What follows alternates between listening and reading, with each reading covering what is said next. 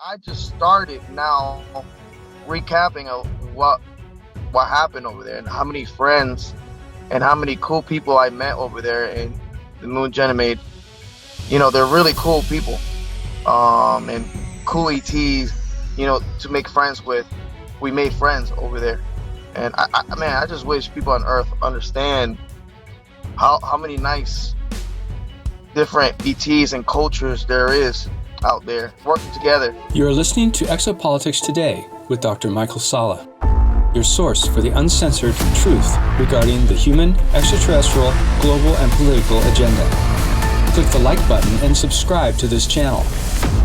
And now, here's Dr. Michael Sala. Okay, we are with JP, and he is my long-term contact. I've known him since 2008, and he has been in the US Army now for getting on 2 years, I believe. So, JP, why don't you just tell us what it was that prompted you to join the Army, and anything about your background that you want to share with the audience. Hi, Michael. Good afternoon. How you doing?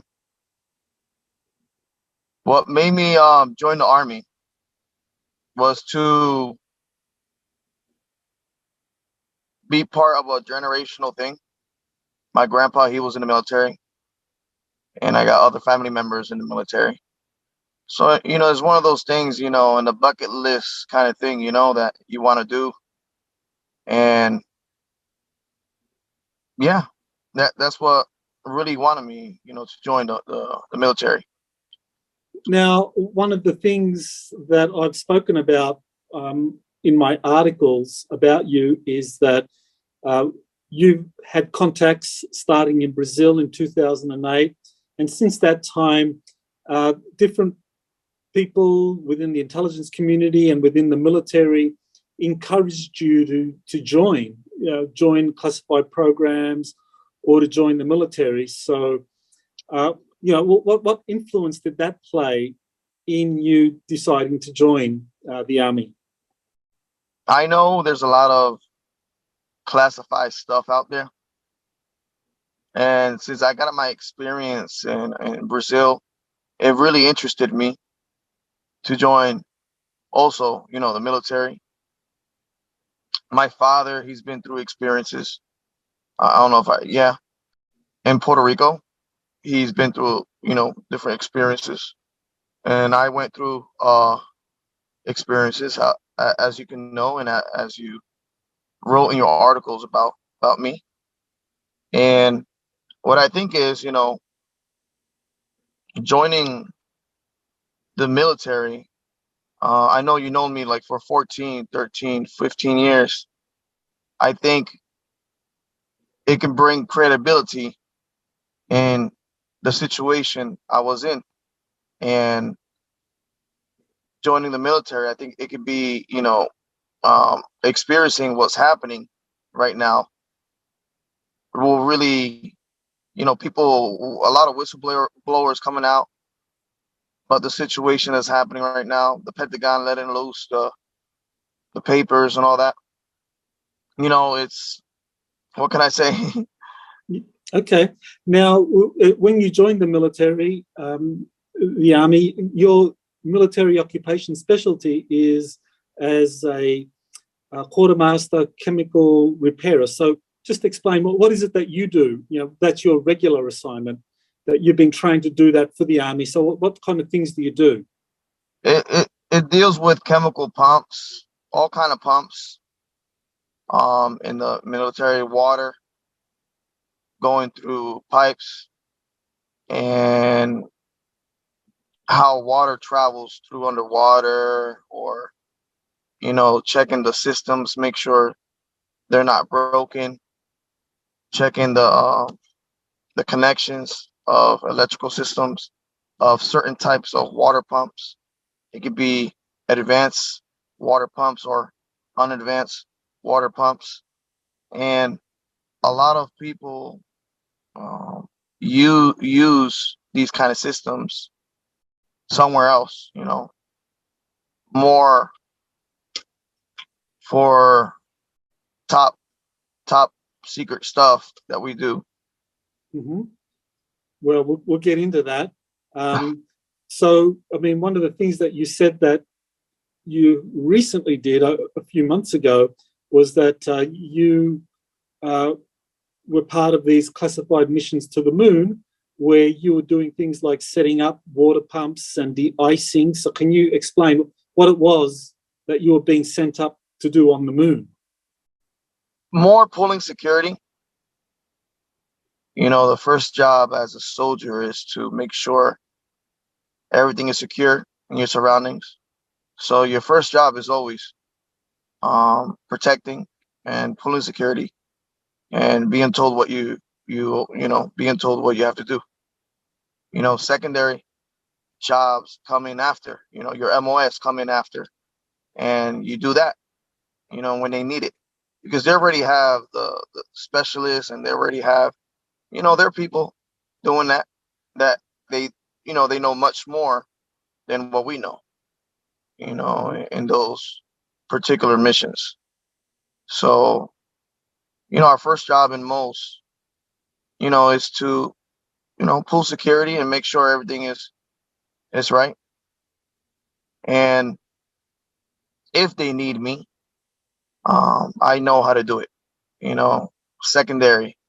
Okay, he knows how to do it, and he's pulling security. Pull him over here, and let's see what's the situation. See what he can help you with. But more and all, it was more pulling security. Okay, so can you tell us a little bit about the actual missions to the moon? These were covert missions. Can you tell me a little bit about those? Which moon? The moon, like our moon, Earth's moon. Like you went there, you told me about missions to Earth's moon. So can you say a little bit about that before we talk about the other moon? Yeah, sure. We you go into a ship, you fly over there really fast. You enter to a protection zone that it's once you enter these zones that enter into the moon, surrounding of the moon, there's always a ship there monitoring and making sure that we go where we need to go. And there's always, that security before entering what is the facilities of the moon. So you always have somebody behind you or in front of you pulling that security, making sure you are there to do what you need to do. You're doing that mission. Like, for example, 1969, when Buzz Aldrin and Neil Armstrong and they went to the moon. Buzz says that there was always a light following them, making sure that like monitoring them. And Mm-hmm. they've been doing this for a long time.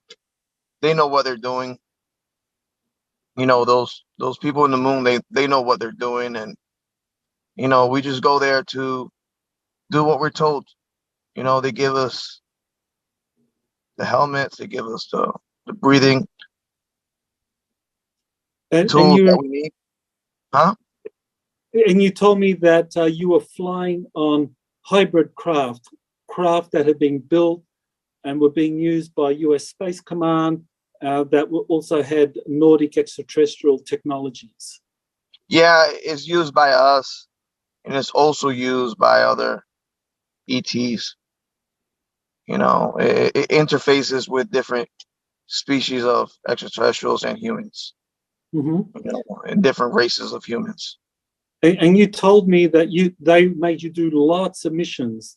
You're flying back and forth from the Earth to the moon for lots of big construction Missions, projects. but sometimes you forget a lot of things that happens, on the moon, on the way back.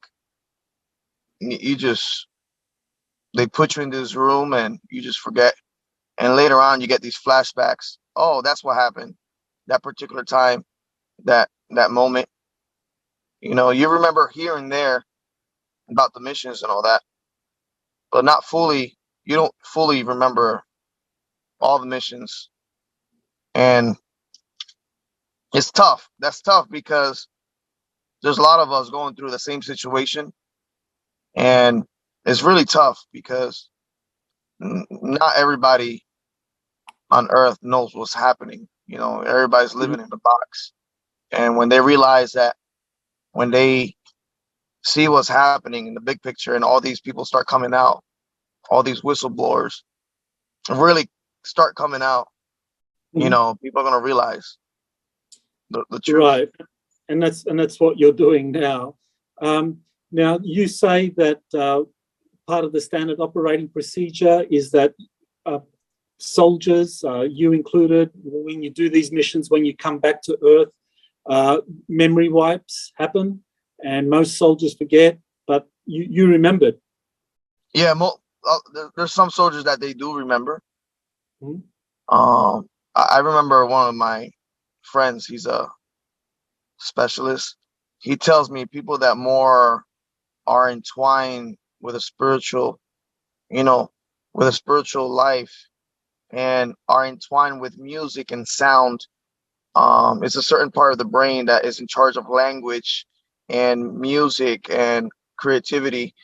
Those type of people are more prone to remember the situations that you've been through Mhm. in your past life, in the SSP, the the program, certain Mhm. kind of programs, and it's the way they take it away is basically with sound and different types of technology that they have that zooms in you and goes through your pineal gland, and just wipes out everything. So people that are musically inclined and language inclined, they're more to remember the past of their missions. Mhm. Well, I remember a couple of months ago, this was after you told me about the moon missions, and I wrote an article about it. You said that you had an encounter with an extraterrestrial, Lovent, you used the name, and he told you to get ready for an upcoming mission to Ganymede, to the moon of Jupiter. So tell us about that encounter you had with Lovent. Who is he? How? What happened? And can you tell us a little bit about that? Well, Loven, he's an ET, but he's human like. He looks Indian type of descent.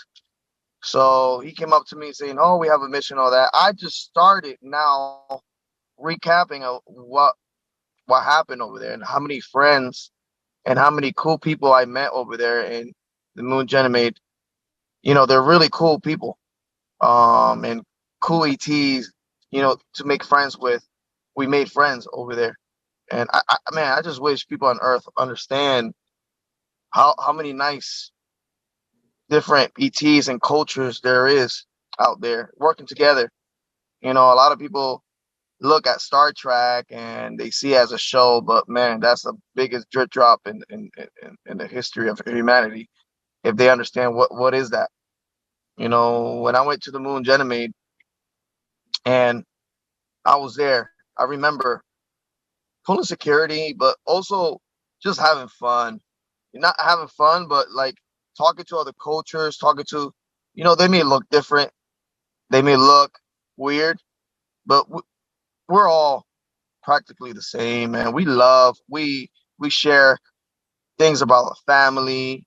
We share, sad stories, good stories. They're just like us. It's just they're more advanced, and that's something that they keep to themselves, and they don't share about how advanced they are. It's like rude, you sharing, "Oh, I'm more advanced than you, so that you can't do this and you can't do that." They don't show that. They're your friends, and they teach you, and it's really new. If somebody that's new that does this and they go over there, it's it's weird. It's a weird situation you're in, because you don't expect to see think ETs are people that are different than you. You know, So they're let's be taller. clear here. So let's be clear here, JP. We're talking not just you, but we're talking about many soldiers, including people from the US Army and maybe other countries' militaries, Other countries. being sent to Ganymede to work with uh, specific missions dealing with the extraterrestrial life on Ganymede. Yeah. It's not, the thing is, it's not only Ganymede. It's different facilities around Saturn, Jupiter, the asteroid belt, right by Mars, Venus. It's different parts of the galaxy and our solar system. It's really interesting when you think about it. And all this is coming out now. All this is really coming out. And that thought, people that thought that we were nuts talking about this, now they're realizing that it's the real deal. It's happening. And I got told that 2024 is going to be a big year of disclosure, and 2023 after this administration is done. Okay, so you went to the moon of Jupiter, Jupiter's moon Ganymede, to I'm perform. sorry if I get, carried away in different things. It's just, I guess that's how my mind is. I'm sorry. I understand, but focusing on Ganymede for the moment. So Mhm. you went to Ganymede, and you told me also recently that there was a very new group of powerful extraterrestrials that had just come into our solar system, and that they had taken up residence on Ganymede, and that was part of the mission that you were sent on with all of your army and air force and other military personnel to go to Ganymede to meet with these extraterrestrials. What was the purpose of it? We were bringing material and stuff that we have here in the moon and we have here on Earth. Stuff that we have built, um, like crafts or weapons. It's not really weapons, but you can use it as weapon. I call them weapon because if this type of technology is on a wrong hand, it could be used as a weapon. So anything I say I say weapon is a technology that it exceeds um human beings. So if it's on the wrong hands, I call it a weapon, because if somebody uses it the wrong way. But we were there to bring different kind of stuff that I can't really talk about, but I'm already saying a lot. But it's different kind of ships, different kind of weapons, and transporting kind of devices that we can bring to that planet to help out the people that are working in those facilities better. It's like an upgrade of different things that they need, that we Mhm. build, that we bring to them, and pulling security at the same time, because we have to bring the armada and pull security, make sure everything is going right.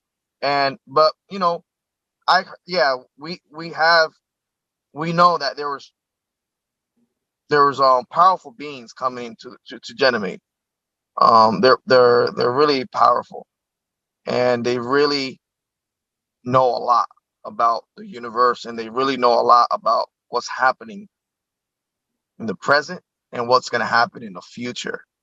So they're really like in different timelines, working in the same time. So but our job is to do what we're told. We go to Ganymede, we drop off the equipment, even though you feel the presence, you feel peace, you feel something beautiful that you never felt before.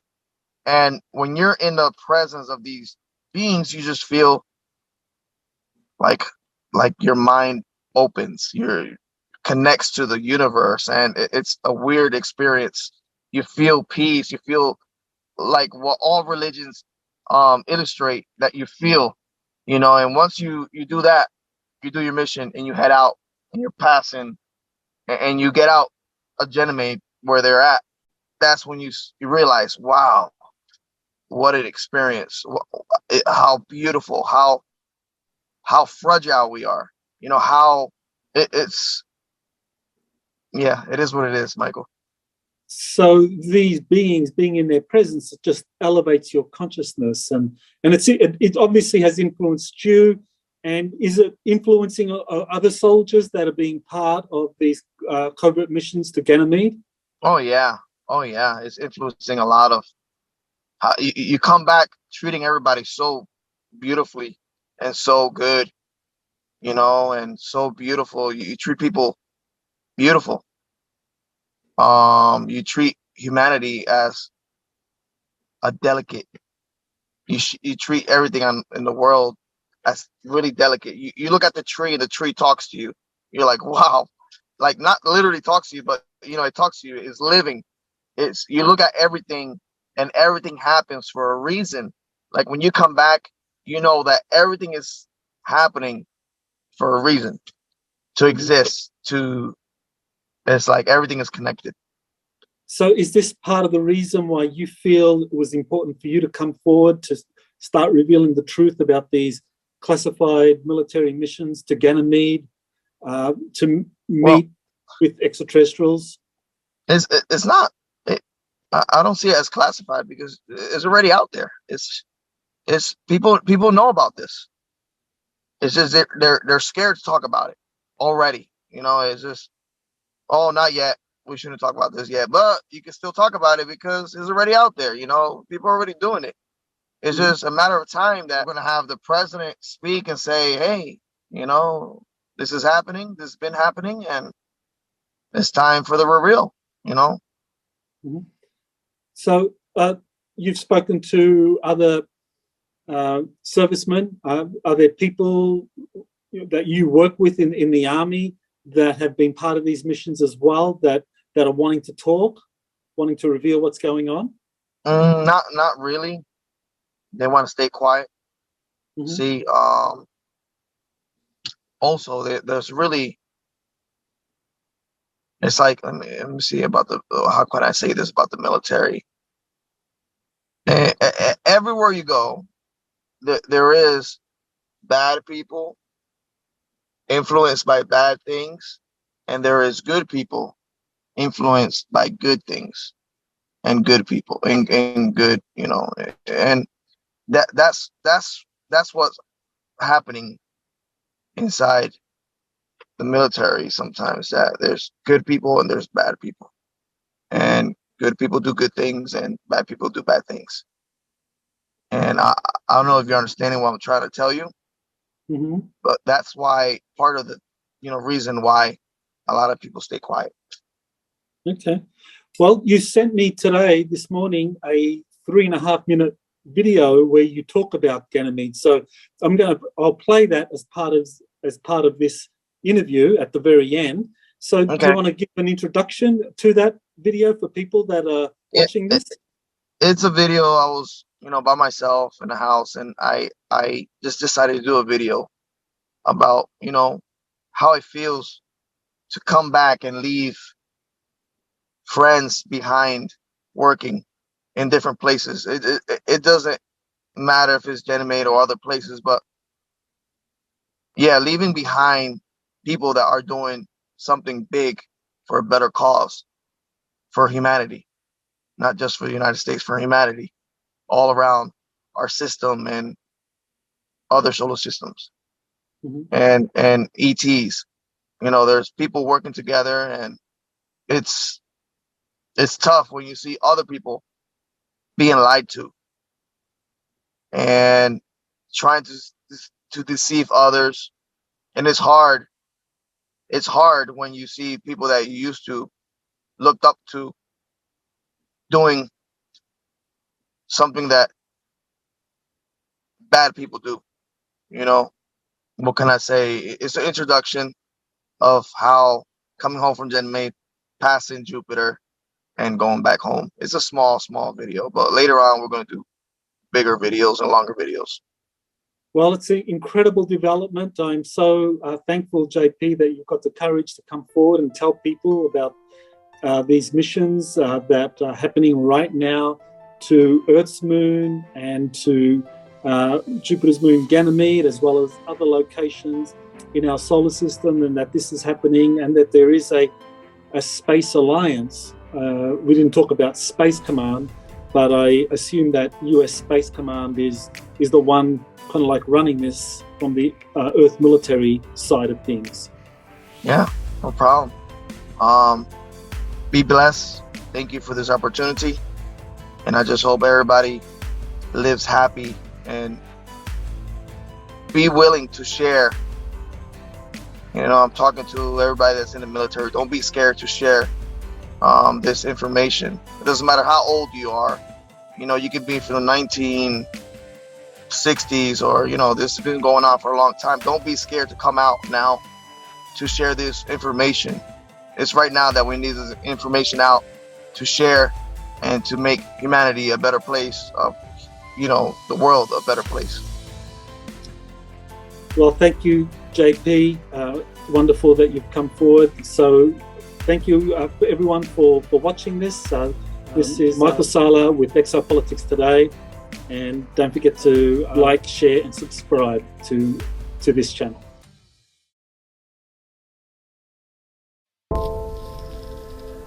Coming back home from the moon, Ganymede, with the US Army. Hi, my name is JP, and I believe that soon a lot of people are going to come out in the military talking about their experience in the SSP. You know, leaving the moon Ganymede was really hard for me because we left a lot of good friends over there working, and they're going to be there for a long time. And also a lot of extraterrestrial friends that we made that are working on different facilities over there in the moon of Ganymede. You know, that moon is unbelievable. It has life, it has an ocean, you know, it has facilities under the ice, in the ocean.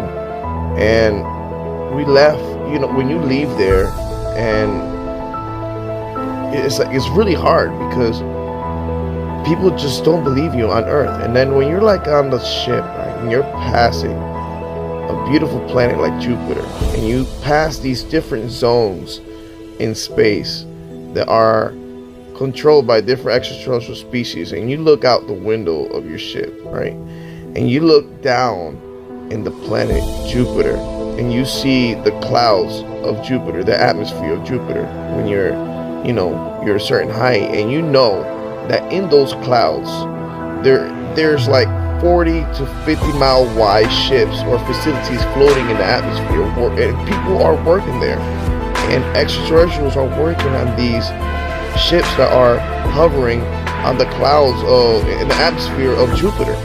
And when you take that in your head, and you're passing these planets, and you're in the solar system working in the military, you know, because being in the military, you do what you're told, and, you know, talk about what you do. But soon, all this information is going to come out. Soon, a lot of people are going to come out. You know, look what's happening in the Pentagon. Look what's happening around the world with all these contacts that we're having. And soon, there's going to be a lot of drip drops. There's going to be a lot of things happening around the world that people don't understand why they're happening. But when you're in my situation, you see this out the window of your ship, right? And you're like, wow, I can't believe people on Earth don't know about this. You know, I can't believe that people don't know about our ship that are as fast as the speed of light. You know, when you have the ship, you know, facing the sun and going almost the speed of light heading towards Earth, and you're like, man, I just wish people on Earth knew about this, you know, and we have to stay quiet. But soon, a lot of people are going to come out and talk about this because we need to. You know, it's hurting a lot of soldiers out there. You know, we're not allowed to talk about it, but hey, some people have to talk about this. You know, when you have the ship passing the moons and passing the planets and getting close to the Earth, and you see the Earth, how beautiful it is and how fragile, and then you enter the atmosphere and you're in Earth and nobody believes you, nobody talks to you, you can't talk to nobody. It's kind of tough, but it is what it is. Hua.